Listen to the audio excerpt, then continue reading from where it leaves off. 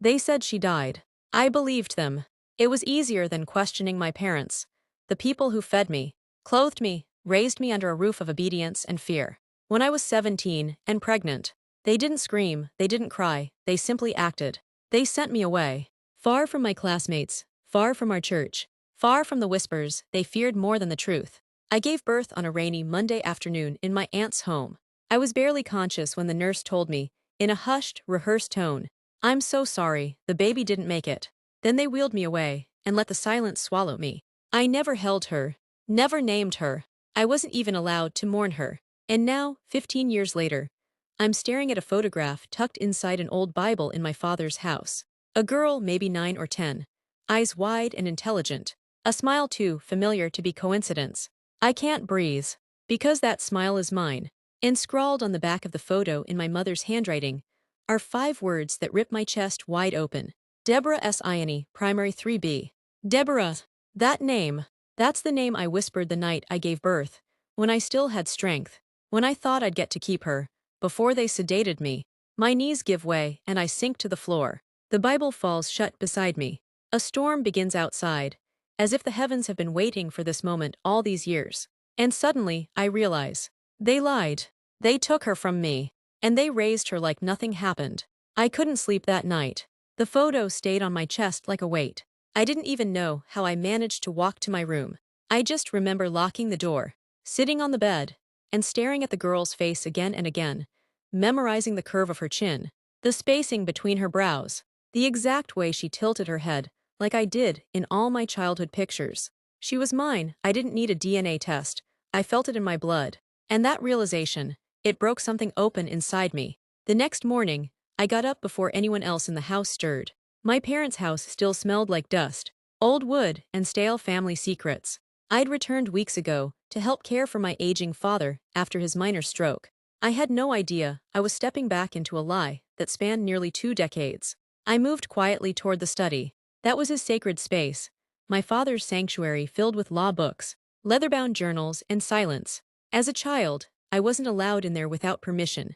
Today, I didn't ask. The drawer I remembered from years ago was still there. Bottom right, stubborn and always locked. I tried it, still sealed tight. But I had watched my father for years. Every time he opened it, he pulled a key from the top corner of a nearby bookshelf, wedged behind a faded encyclopedia labeled The Republic of Biafra.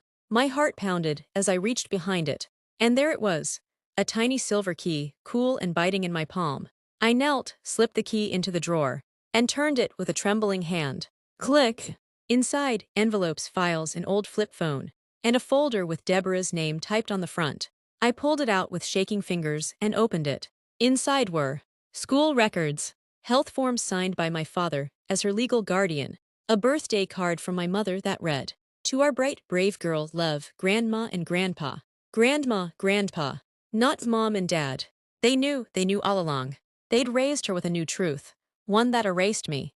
I pressed my hand against my mouth to stop the sob that rose in my throat, and just as I was about to close the folder, something slipped out from the back. A photo of me, holding a newborn baby in a hospital gown, weak but smiling.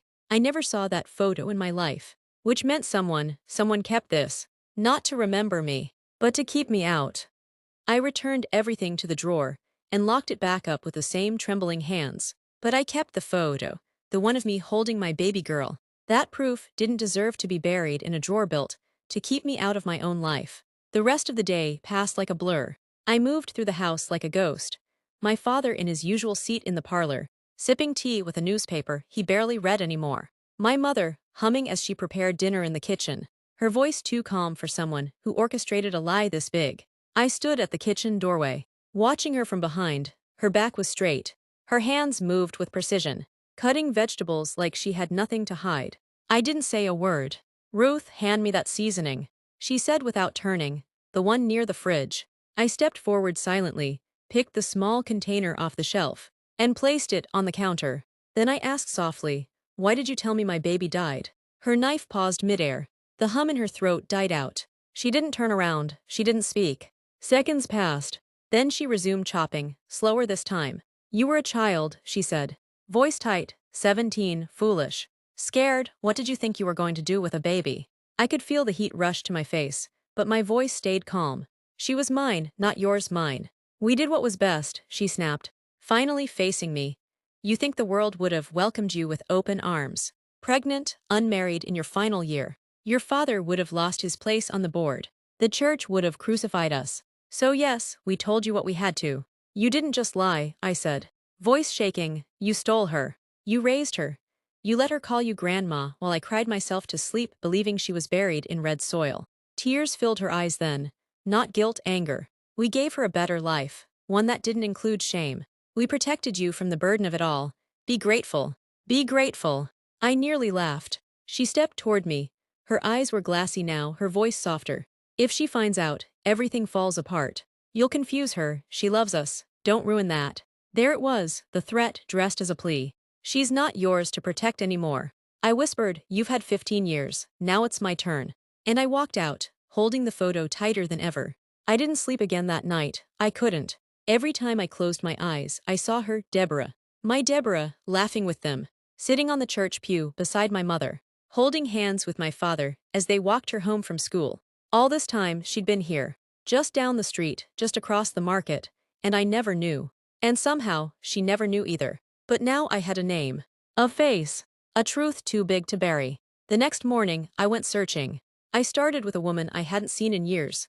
Mama Enkechai, the neighborhood seamstress, who knew everything about everyone, and had a heart that couldn't keep secrets for long. She opened her shop door wide, blinking at me with surprise. Ruth, is this really you? I smiled weakly. It's me. She looked me over and quickly waved me in. Come and sit, I just boiled zobo. You must drink, you've vanished all these years. I took the cup, hands shaking. No time for pleasantries. I need to ask you something. I said, about a girl. Her name is Deborah Ione. Her expression changed instantly. A flicker of something, surprise, hesitation crossed her face. Deborah, she asked slowly. Your parents' granddaughter. I looked her straight in the eye. She's not their granddaughter. Silence. She set her cup down. You people with secrets. We always knew something didn't feel right. She doesn't look like them. But your mother said she was a distant relative's child they decided to raise. We all believed her. I've made clothes for that girl since she was small. She leaned closer, voice low. But she looks like you, Ruth. I said it many times. That's your nose. Your smile, she walks like you. Even tilts her head like you when she's thinking. I always wondered. My heart clenched. Where is she now? I asked. At Queen's Faith Secondary School. Not far from the church. They say she sings in the school choir. I whispered a quiet thank you and stood up. Are you going to tell her? Mama Enkech asked carefully. I looked back, tears in my eyes. Not yet, but I need to see her. She nodded once, solemnly. As I stepped outside, I felt the wind hit my face like a warning. Because now I wasn't chasing rumors anymore. Now I was chasing my daughter. I stood across the street, from Queen's Faith Secondary School. Heart pounding so hard, I thought the uniformed students walking past might hear it. It was Wednesday, choir practice. According to the hand-painted signboard at the gate. I didn't know what I expected. That she'd walk out, recognize me, and fall into my arms, that some magical mother-daughter bond would pull her eyes toward mine. I knew better. The guard waved a few girls out through the side gate. Then more followed, laughing and chattering. Swinging their backpacks, I held my breath. And then I saw her. Deborah. She wore her school uniform like it was sewn onto her skin. Confident. Crisp, head high. Her hair braided into neat cornrows. Her eyes scanning her phone. Her lips moving. Probably humming something under her breath. She looked grown. Older than the baby I imagined all these years. She was taller than I expected. More poised, but her walk God. That walk was mine, a little fast. Arms swinging freely. Like she had places to be and didn't want to explain herself. I couldn't move. I just stood there on the other side of the road. Watching my own child walk past me like a stranger.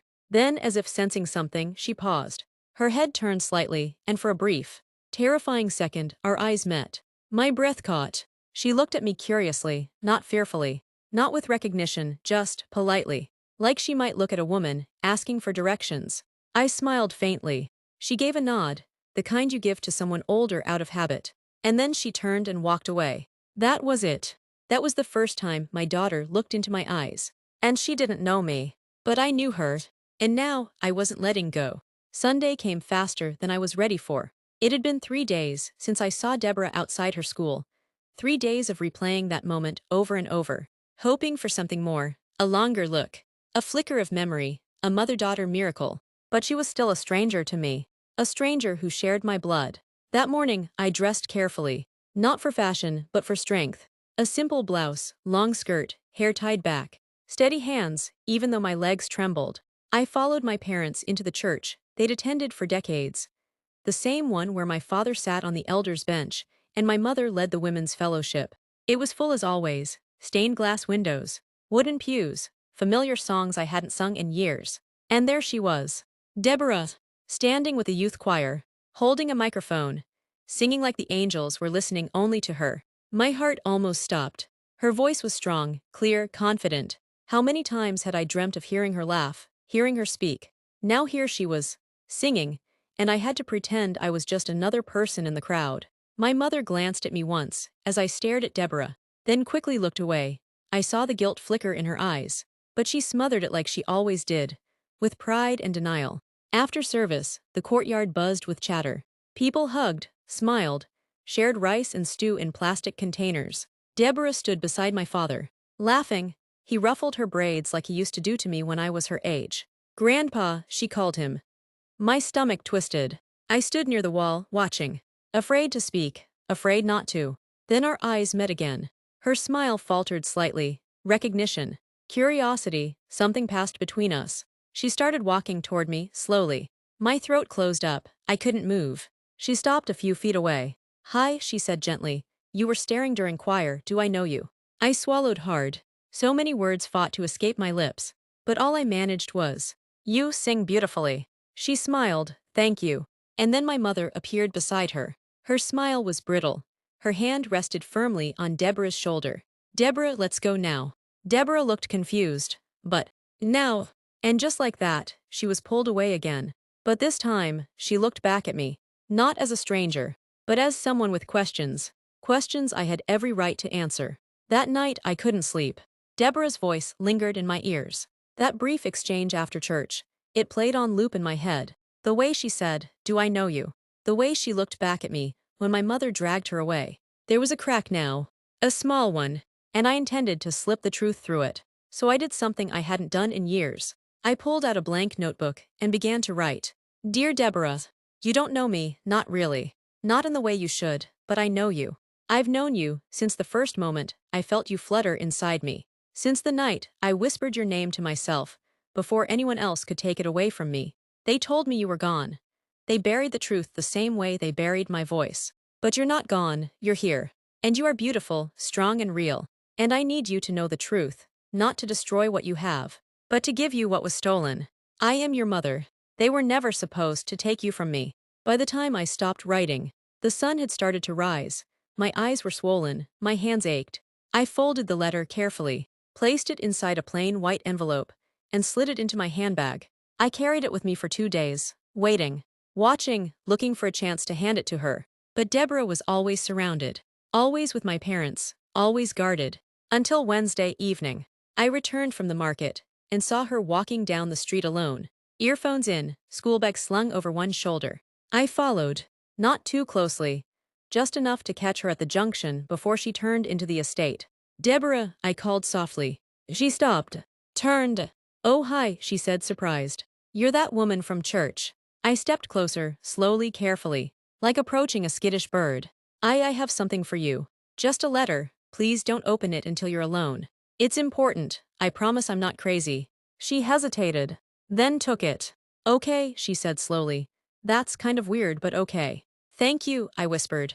That means more than you know. And then I turned and walked away, every step heavy with hope and dread, because now the truth was no longer just mine. Now it was in her hands. The next 2 days were the longest of my life. I didn't sleep. I barely ate. I kept checking my phone for a message that wouldn't come, replaying our brief encounter over and over again. Did she read it? Did she believe it? Was she angry, scared, confused? Or did she throw it away? The silence was a storm in my chest, tearing at the walls. I tried so hard to keep standing. Then came Friday night. Dinner at home was unusually quiet. My father coughed repeatedly, breaking the silence, while my mother stabbed at her plate more than she ate. I couldn't help but wonder if they knew, if Deborah had said anything, but neither of them looked at me. As I cleared the dishes, I heard my mother's phone buzz. She stepped away to answer it in the hallway. Speaking in hushed tones, I leaned in ever so slightly to hear. I don't care what she gave you, don't let it confuse you. My heart sank. It was her. They knew. And they were already trying to control the narrative. That night, I sat by my window and stared out at the darkness, unsure of what would happen next. I wanted to run, I wanted to fight. I wanted my daughter to knock on my door and fall into my arms like something out of a movie. But this wasn't a movie. This was a war. And it had just begun. Just before midnight, I received a text. Unknown number, can we talk? No name, no emojis, just 3 words that made my pulse race. I typed back with shaking fingers. Is this Deborah? There was a pause. Then came the reply. Yes. Then another. I don't know what to believe. But I read the letter, and I can't stop crying. I covered my mouth as the tears spilled over. My hands trembled as I typed. I'll answer anything, say when and where. She responded almost instantly. Tomorrow by the river, the one behind the old playground, 4 p.m. And just like that, the silence ended. But in its place came a wave of fear, because I knew my parents wouldn't let her go easily. And if they found out, they might destroy every chance I had to finally hold my child again. The river behind the old playground was quiet, forgotten by the newer part of town, tucked behind overgrown bushes and rusted swings. It used to be my hiding place as a child, a place to cry, dream, and whisper prayers I didn't think God would hear. I arrived early, sat on the stone ledge, clutched Deborah's letter in my hand like a shield. My heart felt too loud in my chest. And then I saw her. She walked slowly, no backpack, no phone, just her. Her steps faltered as she approached, like she wasn't sure she wanted to reach me. But she came anyway. She stood a few feet away, looking, studying.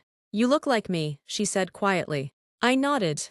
And you look like everything I ever hoped you'd be. She sat down beside me, but not too close. There was still distance, still walls. My whole life is a lie, she whispered. I swallowed hard. I didn't want it to be like this. They told me I was adopted from a distant relative, that my real parents died in a crash.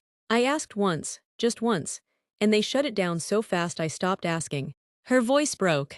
Why didn't you come for me? The question pierced straight through me. I turned to her, eyes burning. Because they told me you died. They made me believe I never got to hold you, that you were gone before I ever saw your face. I showed her the photo, the one I found in the drawer. This is all I had. She took it in her hands like it was made of glass. Why now? Because I just found out. And because I couldn't live another day pretending you didn't exist. She was quiet for a long time. Then, without looking at me, she whispered, I wanted to hate you, but I can't. My tears fell freely now. She looked up. I don't know what this means yet. I don't know what I want, but I want to know you. And for the first time in 15 years, I reached out and took my daughter's hand. She didn't pull away. The weeks that followed were quiet. Deborah didn't confront my parents. Not yet. She still lived under their roof. Still called them grandma and grandpa. But everything had changed. She started texting me every day. Small things at first, asking about my favorite food, if I liked music, what my job was. Then deeper questions. When I found out I was pregnant, how I coped after, what I dreamed about for her. We met secretly, at the river, at parks, once in my tiny apartment. She liked jollof rice too spicy. She bit her nails when nervous. She cried when she laughed too hard. She was mine, and every time we met, I saw a new wall fall from between us. Then one day, she said, they know I've been seeing you. They didn't say it directly, but I can feel it. The tension, the way they watch me. I waited, heart pounding. They told me you were unstable, that you abandoned me. She looked at me, searching. I don't believe them anymore. A few days later, she called me. I told them the truth. I told them I know. What did they say? They cried, begged, lied again. But I told them it's my life now, my truth. Then she paused. I want to come stay with you for a while. Not forever, just to breathe. I broke down right there on the phone. And 2 days later, I opened my door to find my daughter on the doorstep. Suitcase in hand, eyes tired but free. She walked in without saying a word and hugged me. Really hugged me. A few weeks later, we sit in the kitchen together, peeling yams, laughing over burnt stew. The world isn't perfect, the wounds still ache. But for the first time in years, my home is full again. Deborah sings softly as she stirs the pot. And I whisper to myself, they took her from me once. But she came back, and this time, she stays because she chooses to.